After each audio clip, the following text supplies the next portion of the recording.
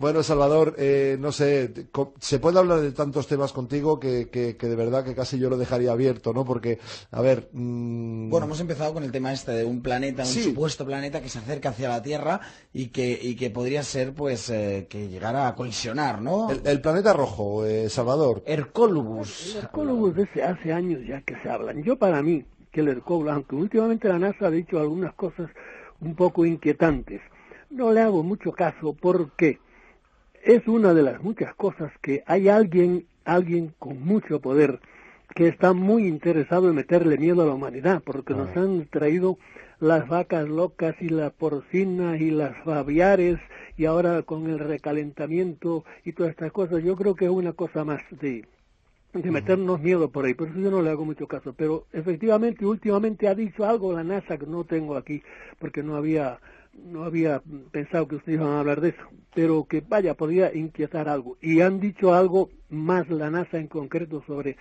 ciertas, en el Sol va a haber cierto, no sé qué lío de radiaciones tremendas que nos va a afectar ciertamente, y eso parece que va a ser cierto, pero bueno, son cosas que han pasado mucho, nada de fin del mundo ni nada de eso, ¿verdad? Era una pregunta de un oyente, ¿eh? Tampoco queríamos entrar en este tema y a lo mejor volvíais tocar de temas más en concreto, ¿no? Supongo. Pues bueno, no, Salvador, la verdad es que no había pensado un tema concreto para hablar contigo y quizá me he relajado, disculpa, porque sé que eres toda una institución y no sé, a ver, por ejemplo, me comentabas, a ver, a mí me inquieta mucho una pregunta que quizá, no sé si es mejor hacértela ahora en privado, ¿no? Porque claro, 30 años en la Orden de los Jesuitas, ¿fue quizá el darte cuenta de la realidad del fenómeno extraterrestre o intraterrestre, lo que te dejó, lo que te hizo de alguna forma dar este paso de dejar esa orden, quizá, no sé si poder... Yo ya en mi libro, en Iglesia Duerme,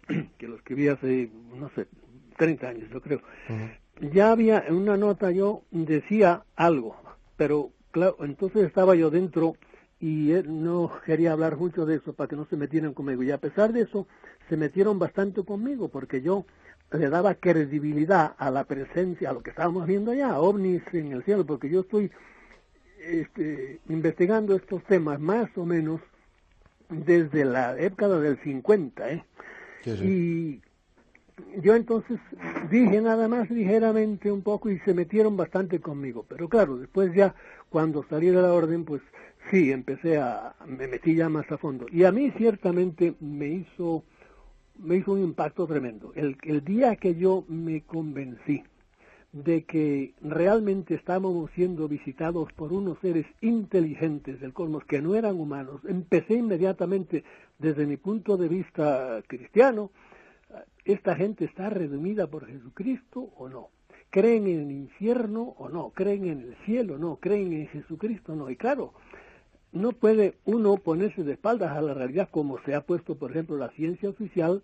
Le pasa lo que a la zorra con las uvas, que como no podía alcanzarlas, dice que están verdes. La ciencia oficial todavía sigue hoy negando la existencia del fenómeno cuando estamos hartos de saber que es ciertísimo. Y a mí eso me revolucionó mucho, indudablemente. No fue la única causa, ¿verdad? Porque yo conocía muchas cosas internas de la iglesia por ahí y por eso, pues, pensando, pues, fui a hablar al Papa de Roma, que era entonces Arrupe, y bueno, y quedamos en que me iba y se acabó. De modo que algo sí influyó en mí. Pero yo siempre he dicho que el fenómeno ovni para las creencias religiosas es ácido sulfúrico, ¿verdad? Pero bueno, hay gente por eso. Salvador, pero yo recuerdo que hace 2 años que el Vaticano oficialmente dijo que no está reñido creer en extraterrestres y creer en Dios, o algo así muy sutil, con lo cual abría un poco la puerta a que el fenómeno fuera cierto, porque, a ver, yo, según tengo entendido, el Vaticano tiene mucha información, otra cosa es que la suelte o no la suelte, ¿no? Pues te diré, el que decía eso era un tal Monseñor Corrado Balducci, muy buena persona que se murió pues no hace mucho, pero estaba en la luna el hombre. Igual que ahora hay un jesuita, que es el jefe, me parece, allí del Observatorio Vaticano, que también está diciendo cosas peregrinas, y es que no tienen idea de lo que es el fenómeno ovni, eso le pasa también a mucha gente, que no tienen idea de lo que hay detrás de todo eso, y es enorme. Hoy día el fenómeno ovni es de una profundidad tal que no hay nada, fíjate bien, nada más profundo entre las cosas que podemos conocer los humanos que lo que está detrás del fenómeno ovni. Es por lo que no podemos explicar hasta cierto punto, no sé, la raíz de la raza humana, de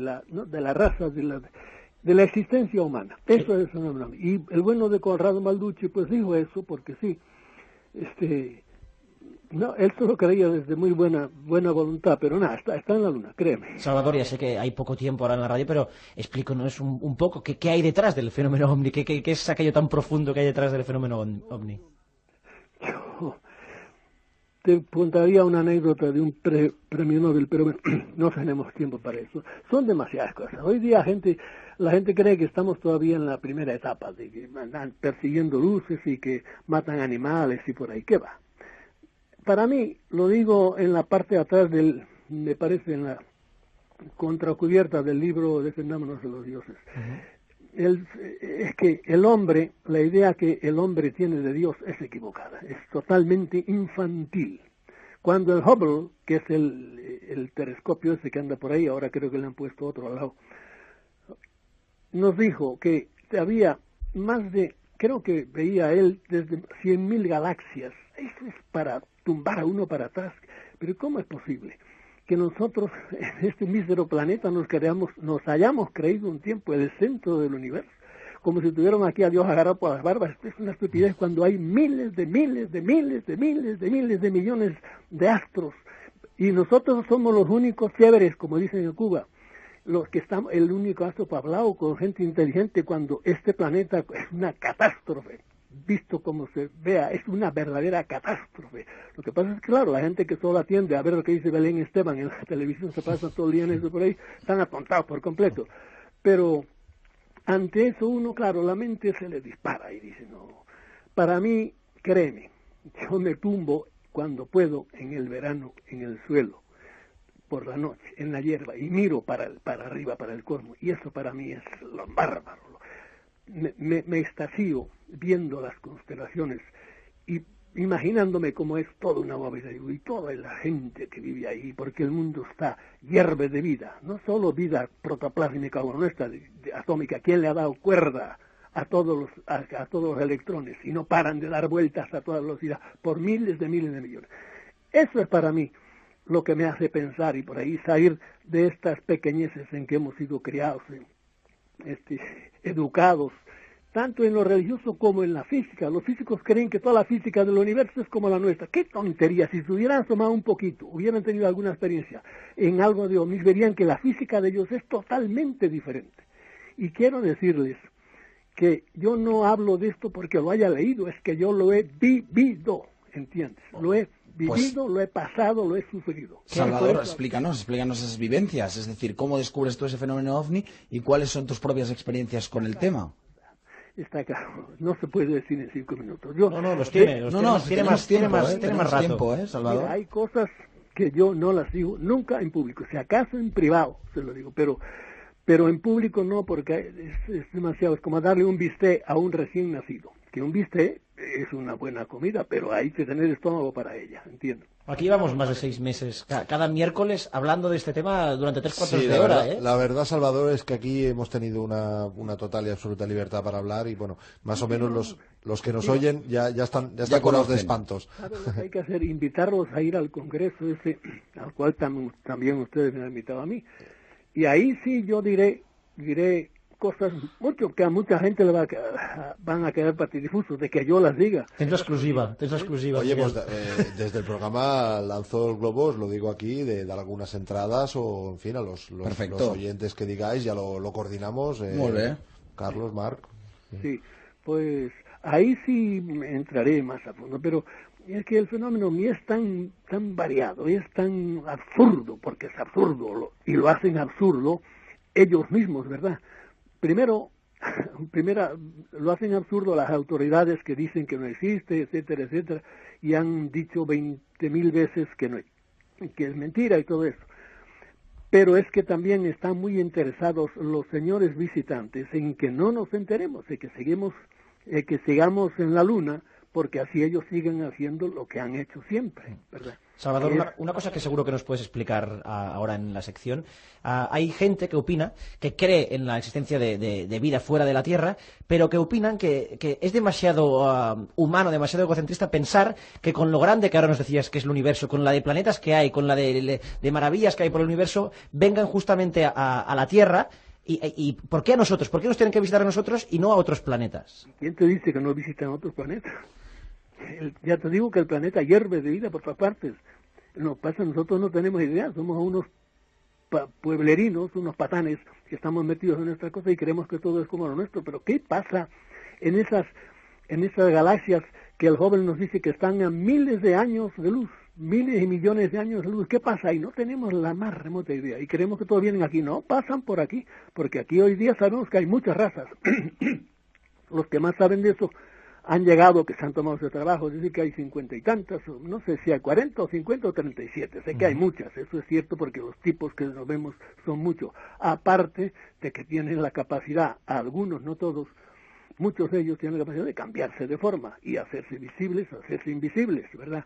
Claro, pero tú no comentabas, por ejemplo, que precisamente este planeta es un desastre, o sea, ha sido tu palabra, es un desastre de planeta, y decías que, bueno, nos comentabas que sí, que claro que visitan otros planetas, pero precisamente este, que es un desastre, y tú mismo lo has dicho, ¿por qué tendrían que venir a visitarnos? ¿Por qué se mete uno, a veces gente buena, a las cárceles, a visitar a una gente que realmente están allí no por buenos? Pues para hacerles un bien, ¿entiendes? Es una razón. ¿Para qué vienen algunos? Para curiosear. Otros vienen. ¿Para qué fuimos los europeos a África? Pues unos fueron a predicarle a Jesucristo, otros fueron a buscar mariposas, otros fueron a traer negros, etcétera, etcétera. Así es la vida. Tú como es abajo es arriba. Qué bueno.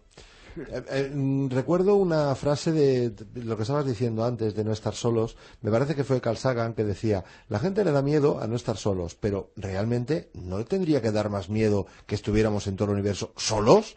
Y digo, pues también es verdad, visto así, ¿verdad? O sea que, muy bonita frase del sinvergüenza de Carl Sagan. Sí, sí. Porque Carl Sagan era un tipo que sabía muchísimo y mucho. puso toda su ciencia, ¿verdad?, al servicio de la oficialidad, de las autoridades, para negar, y siempre lo decía, hizo dinero un poco, asomándose un poco al fondo de los hombres, pero cuando se murió supimos lo que hemos sabido de muchos otros que estaban en la nómina por engañar a la gente, y Carl Sagan fue uno de ellos. Sí. Vamos, me consta. Señor Fresedo, ahora hablaba justamente hace un rato de que estamos hartos ya de pruebas, de evidencias de que ha habido vida extraterrestre aquí en la Tierra, pero yo personalmente, claro, no lo veo tan claro. Yo siempre soy aquí el que siembra las dudas en la sección de exopolítica, pero yo no tengo una prueba irrefutable de que ha habido vida extraterrestre en este planeta. Que tú no las... Bueno, tú tienes alguna vida... No, me refiero, no personalmente, me refiero con pruebas de que habéis dado pues los diferentes testimonios, una prueba que yo diga irrefutable y diga, pues tenéis razón, aquí ha habido algo. Mira, el año... Hay millones. Claro, si se empieza, por ejemplo, por no admitir fotografías buenas, miles, cientos de miles de fotografías. Pero bueno, hay cosas, por ejemplo, mira, el año 55, creo que fue, un buen día, encima de Washington, encima del Capitolio, le hicieron un ballet, un grupo de ovnis, y allí estuvieron bailando lo que quisieron. Se levantaban allí cerca hay un aeropuerto, allá era el 50 y pico, entonces los jets no eran como ahora, no eran F-18. Salían, cuando llegaban arriba, los ovnis en vertical, se iban para arriba. A los ovnis se les acababa la gasolina o ya no podían subir más y volvían a su cosa y volvían los ovnis. Y estuvieron jugando con ellos, no sé si varios días. Eso se publicó, pero nada más con mucha discreción, y enseguida vino, como hacen siempre, la explicación, nada, que era todo mentira, etcétera, etcétera, etcétera. Y pruebas escritas oficiales, hay 40.000. Mira, los franceses en ese punto han sido un poco más sinceros, y los militares franceses hace unos años publicaron un informe, se llama Cometa, y dicen claramente lo que hay, ¿entiendes? Sí. Aquí en España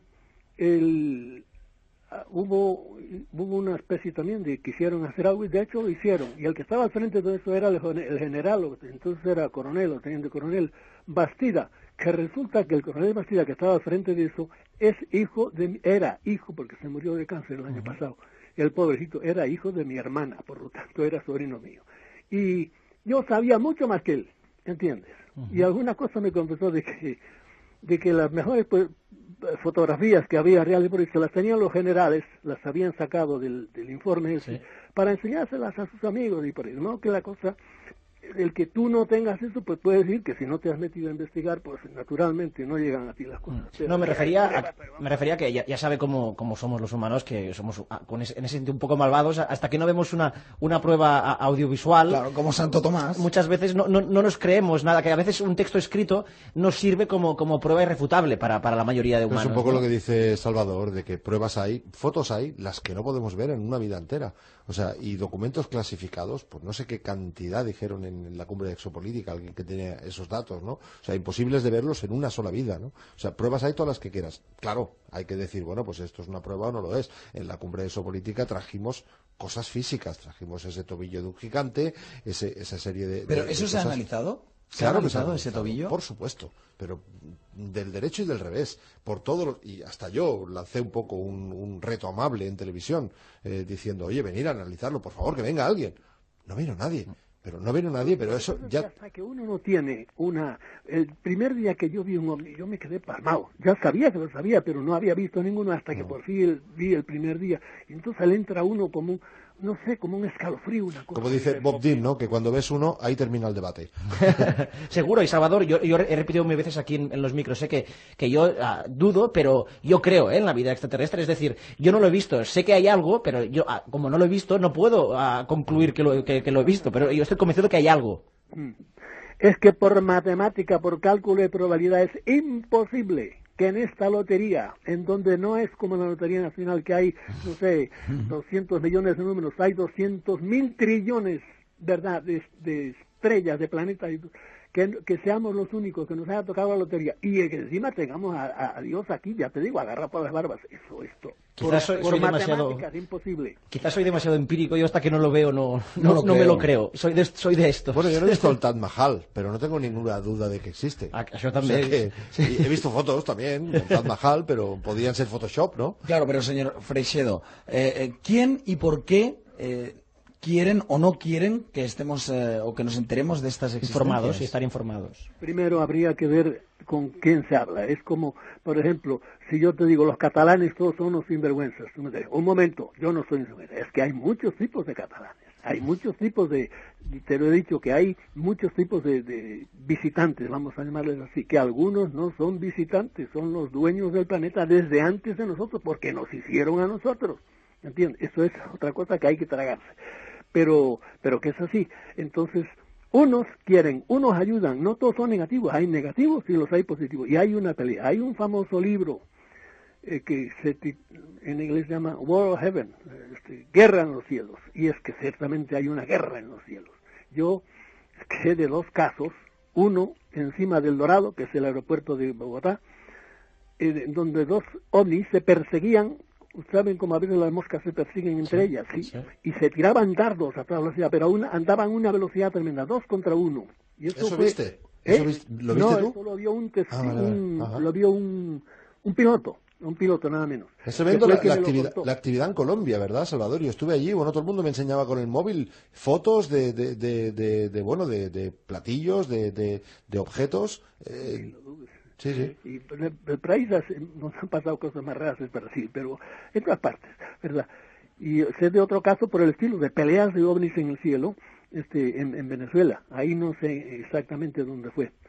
Y por eso te digo que hay que ver, para ver quiénes son con quién te contactas. Hay muchos lo que llamamos contactados, es personas a las cuales han tenido contacto con ellos, más o menos, ¿verdad?